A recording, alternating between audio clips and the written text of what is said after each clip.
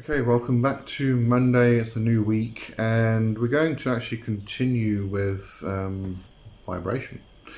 Um, what I wanted to talk about today was the idea of vibrating names of power, vibrating ends, vibrating mantras, etc. Because um, I see a lot of people, we talk about in demonology specifically, we talk about taking an N and the sigil of a spirit and vibrating the N.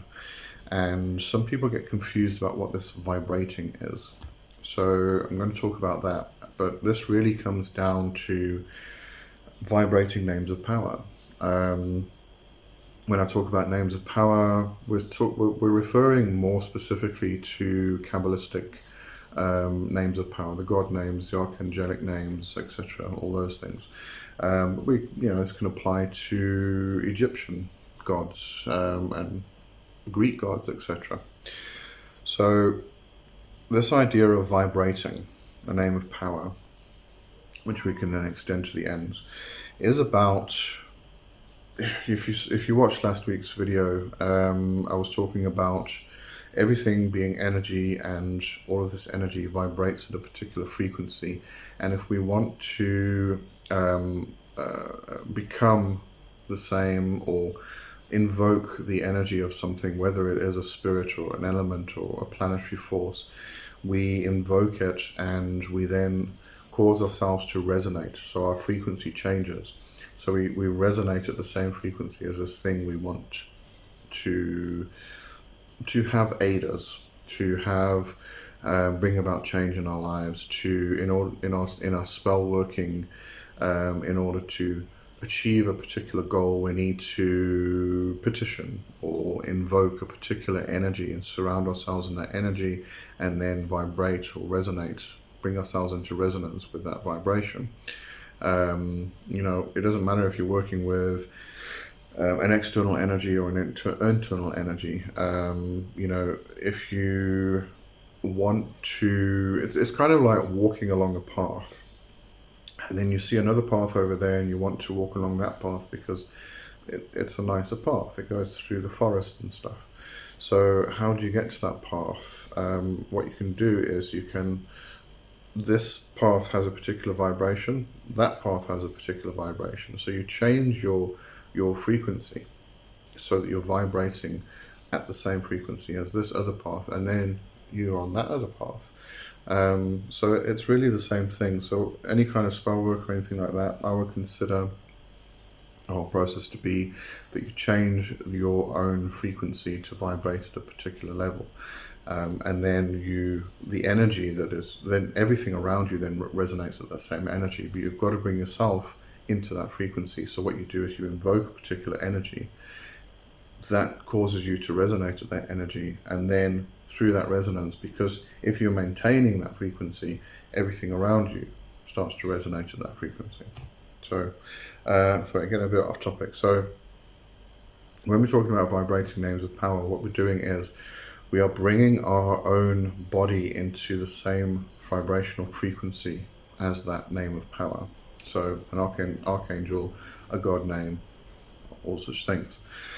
I'm going to use the tetragrammaton as an example. So tetragrammaton is Yod He Vav He. It is actually pronounced E-R-O-E.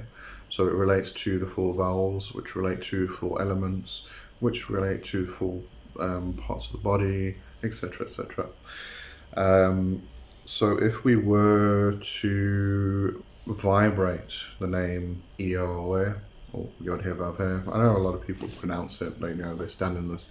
They go Yod He Vav He, but I was just taught it's E-R-O-E because it has a lot of relations, as I said, to the elements, placements in the body, etc.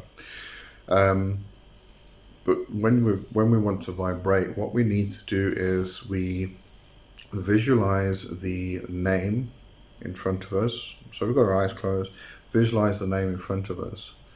And with that visualization, this becomes very similar to the sigil, the demonic sigil, if we are vibrating an N. So we would have the sigil in front of us, or in this case, the name of power. Yod He Vav He. And we visualize that in front of us. You can visualize it in gold light, whatever you want. The visualization is usually something like gold or white light or something like that. And then what we do is we in-speak, and then we start to vibrate. Now, with the vibration, what you want to try and do is find the level, the pitch that really kind of vibrates through your whole body. And if you practice this and you get it right, you can actually start feeling the vibration in your fingertips and your toes. But what I find easiest to do is try and get it to vibrate in the mid-center of the body, because then as you carry on, that vibration starts to extend out. So if you're doing a very high pitch, you're going to feel it in your head. If you're doing a very low pitch, you're going to feel it in your belly. Try and find something which is more heart-centered. So what you can do is, best thing to do is just to close your eyes, take a deep breath in, and then start to hum and change the pitch until you find that vibration over the midsection. So it would be a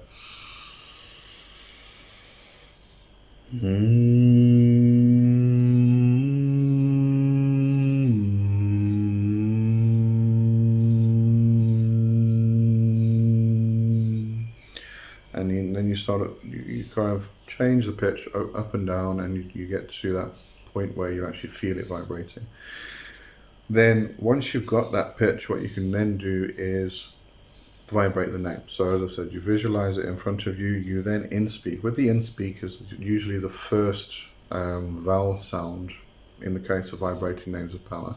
So you in-speak the first vowel sound. So if in this case, E-R-O-F, so you would in-speak E, so it would be.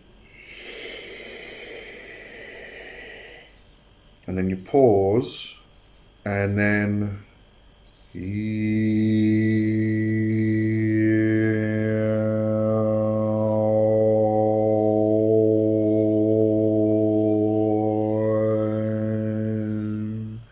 you feel it as you're vibrating the name, the letters, you feel it vibrating through your whole body, okay?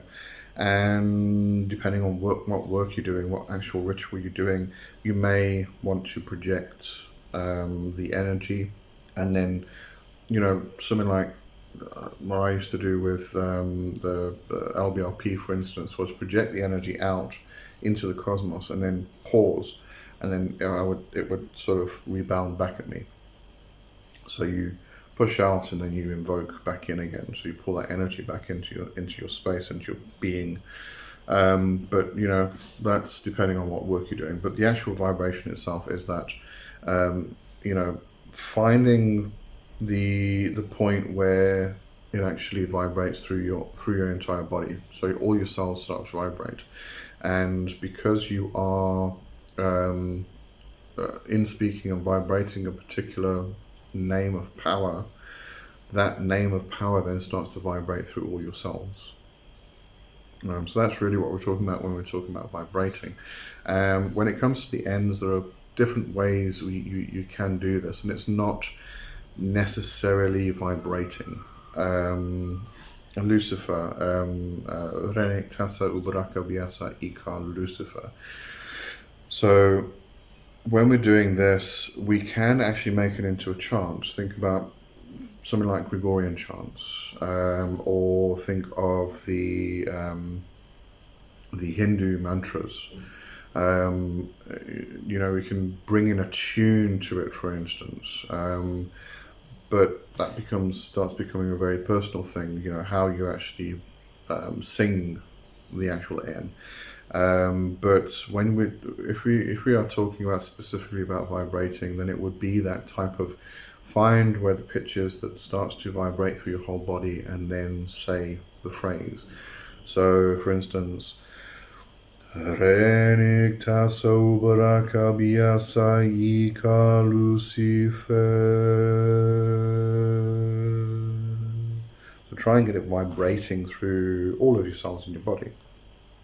That's what we're kind of talking about. But you can experiment with this. You can whisper it, for instance. You can say it mentally. trying, actually saying something mentally, repeating a phrase over and over again has a lot of power. I find that whispering has a lot of power because it kind of brings me into a between state. I'm not saying it outright verbally, and it's not internally, just mentally. It's kind of in between. So it kind of brings me into a between state and a trance state while I'm whispering the actual mantra or the N or whatever it is. So, experiment with all these things. As I say, we say vibrating the N, but it's not necessarily always that vibrational state, you're trying to vibrate all the cells in your body with the particular phrase or name of power or whatever it may be. And that's really kind of it. Don't think there's much I can add. There was some stuff in Crowley's writings about, vibrating internally. So you don't actually vibrate vocally. It's kind of an internal vibration, and that gets a bit difficult. But it really is, as far as I know, is relating to that. It's very similar to what they talk about in the Hindu technologies of saying a mantra. So you would say a mantra externally, vocally, and then eventually you would bring it to an internal state, and you are then bringing that vibrational state into your own being by repeating this mantra mentally.